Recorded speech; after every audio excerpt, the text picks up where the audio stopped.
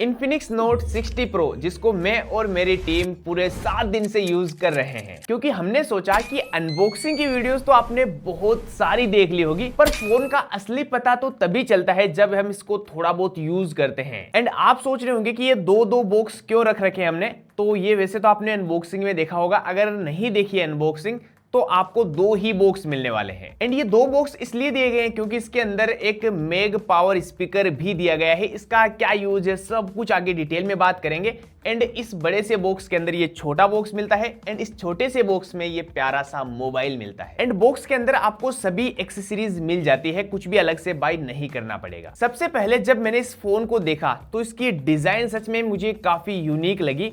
And आपने देखा होगा हर वीडियो के अंदर सबसे ज्यादा जो हाईलाइट की गई है वो है इसके पीछे की साइड की डिस्प्ले। एंड ये रियल लाइफ में आपके कितनी यूज है उसके बारे में भी मैं आपको बताऊंगा, पर डिजाइन इसके सच में मुझे पसंद आई। इसे दिखने के अंदर काफी यूनिक लगता है। एंड ऑरेंज कलर में हमारे पास है, तो ऑरेंज कलर अभी ट्रेंडिंग में चल रहा है, तो उस हिसाब से इन्फिनिक्स भी ट्रेंडिंग को फॉलो कर रही है। अगर आप इसके बैक साइड में देखोगे तो ऐसा फील हो रहा है कि ये ग्लास है, पर रियल में मुझे ये ग्लास नहीं लग रहा है, ये प्लास्टिक ही लग रहा है। पर इसकी जो फ्रेम है वो आपको एल्यूमिनियम की दी गई है, जिससे दोस्तों ये नॉर्मली आपके गिर वगैरह जाएगा, तो यहाँ पे टूटने के चांसेस बहुत ही कम है। तो यहाँ पर मुझे इन्फिनिक्स की ये चीज अच्छी लगी कि भाई इस प्राइस रेंज में आपको ये जो फ्रेम है एल्यूमिनियम की दी गई है। एंड पीछे की साइड में आप देखोगे ऐसे नजर आता है कि 3 कैमराज है, पर एक्चुअल में इसके 2 ही कैमराज है। यहाँ पे ये एक लाइट दी गई है जिसके आप अलग अलग कलर वगैरह चेंज कर सकते हो, या फिर आपके पास जब भी कोई कॉल आती है तो वहां पर भी आप अलग अलग कलर इसके अंदर कर सकते हो। और भी बहुत सारे फायदे हैं इस लाइट के। एंड सबसे अच्छी चीज ये लगी कि भाई सच में इसको बहुत ही ज्यादा पतला बनाया गया है। और अगर आप पोर्ट्स एंड बटन्स देखोगे तो चारों तरफ से ये भरा पड़ा है, यानी कि इसके अंदर बहुत सारी चीजें मिलने वाली है।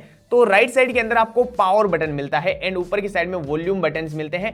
एंड नीचे की साइड में आपको एक सेंसर दिया गया है जिससे आप अपनी जो हार्ट रेट है उनको मेजर कर सकते हो। पर दोस्तों कभी इमरजेंसी वगैरह के अंदर आपको इसके भरोसे नहीं बैठना है, ये इतना एक्यूरेट नहीं है। पर इन्फिनिक्स ने कुछ ना कुछ नया दिया है, हो सकता है आने वाले टाइम में इसको एकदम एक्यूरेट कर दिया जाए। एंड नीचे की साइड में देखोगे speaker, type C charging port, नीचे माइक एंड नीचे आपको सिम स्लॉट मिलता है जिसके अंदर आप 2 नैनो सिम कार्ड डाल सकते हो। ई सिम वगैरह का सपोर्ट नहीं मिलेगा।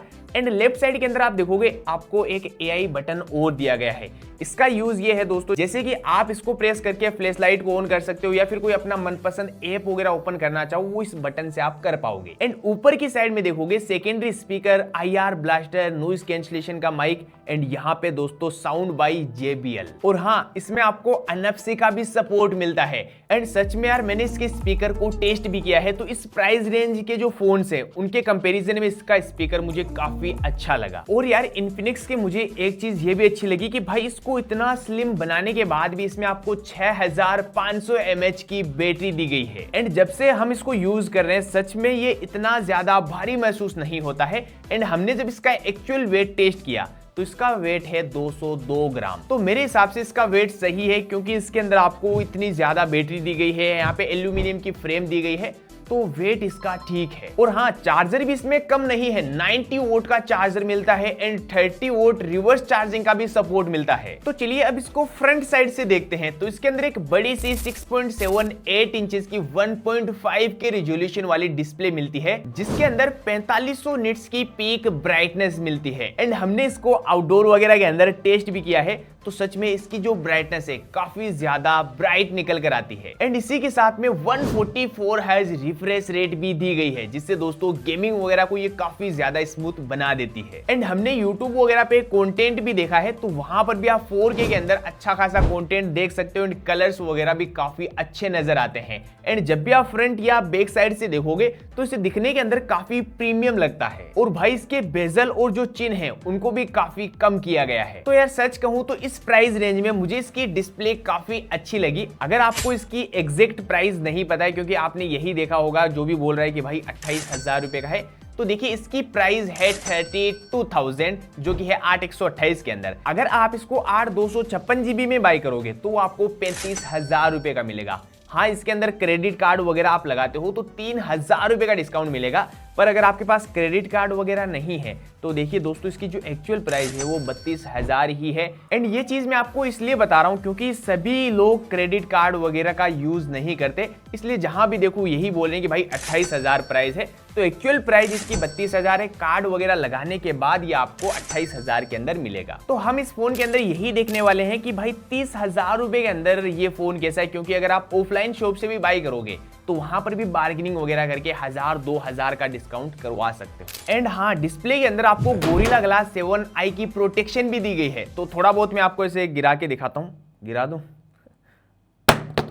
भाई साहब, भाई सेफ एकदम मजबूत तो है इसकी डिस्प्ले। तो चलिए अब बात करते हैं परफॉर्मेंस के बारे में। दोस्तों अभी जितने भी ओप्पो, वीवो, रियलमी वगैरह के फोन्स लॉन्च हो रहे हैं हमने सबकी वीडियोस आपको दी है, पर सच कहूं तो यार हमें वीडियो बनाने का मजा ही नहीं आ रहा था, क्योंकि उनके स्पेसिफिकेशंस ऐसे थे जो कि आपको 15-20 हजार रुपए के अंदर देखने को मिलते हैं, पर उनकी प्राइस भाई साहब 30-35-40 हजार रुपए। पर इस फोन को जब हम टेस्ट कर रहे थे, हम वीडियोज वगैरह भी शूट कर रहे हैं, तो सच में काफी ज्यादा ऐसे एक्साइटेड है, क्योंकि इसमें थोड़ा अलग दिया गया है। जो बाकी फोन से उनसे कुछ भी अलग हो पर थोड़ा बहुत अलग है। तो चलिए परफॉर्मेंस की तरफ बढ़ते हैं। तो इसमें दिया गया है स्नैपड्रैगन 7S Gen 4। मोस्टली दोस्तों आपने देखा होगा कि इन्फिनिक्स के अंदर मीडियाटेक का प्रोसेसर दिया गया है, पर अब की बार स्नैपड्रैगन का दिया गया है जो कि 4nm पर बेस्ड है। अगर आप इसके एंतुतु बेंचमार्क भी देखोगे तो 9 लाख प्लस एंतुतु स्कोर देखने को मिल जाते हैं। एंड हमने इसमें BGMI वगैरह भी टेस्ट किया है, तो भाई आप 90 FPS पर BGMI खेल सकते हो।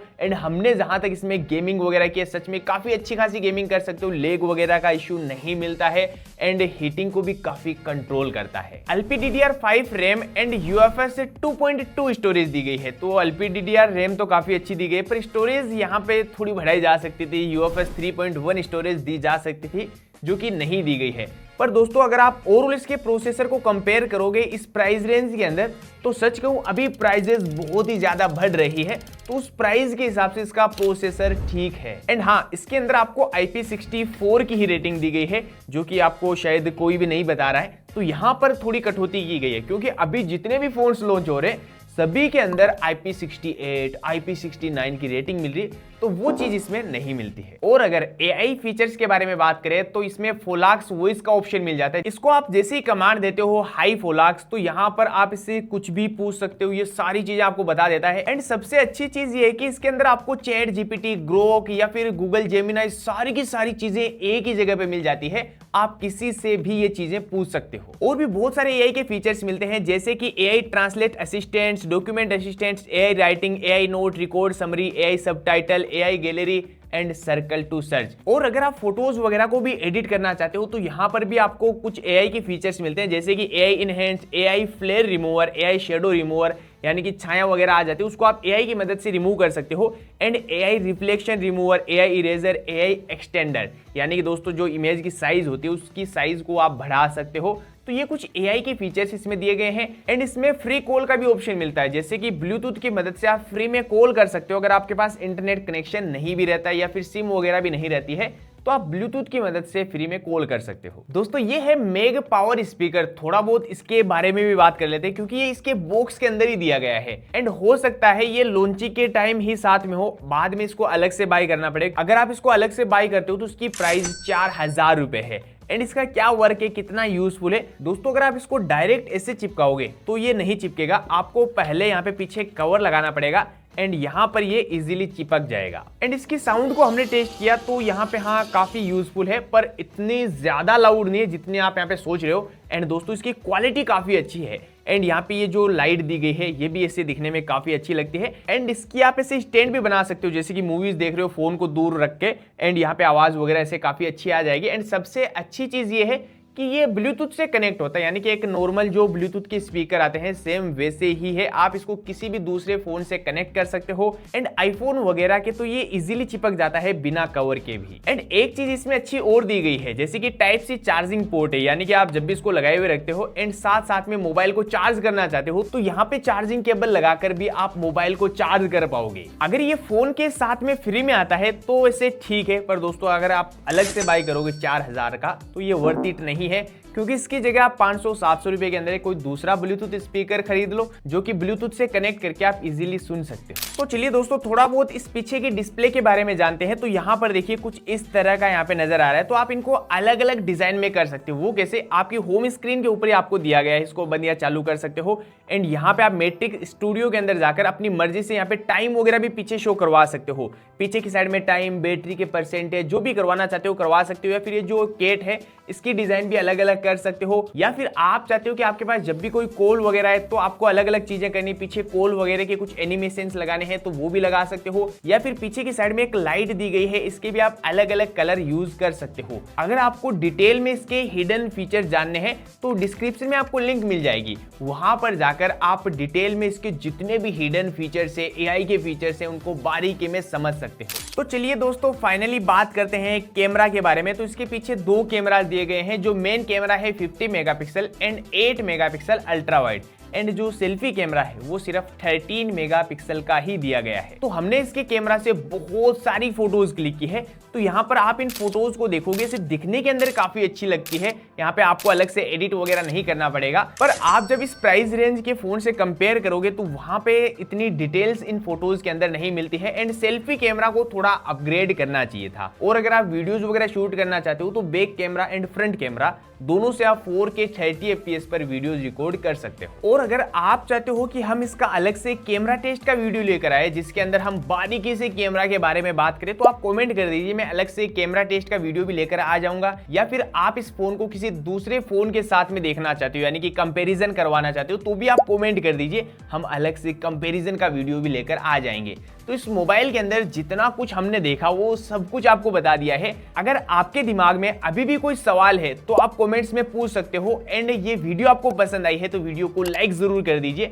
एंड चैनल पर पहली बार आए हो तो चैनल को सब्सक्राइब करके बेल आइकन को जरूर प्रेस कर लो, ताकि आने वाली ऐसी कोई भी यूजफुल वीडियोस आप मिस ना कर पाओ। मिलता हूं मैं आपसे ऐसे किसी नई वीडियो के अंदर, तब तक के लिए बाय बाय।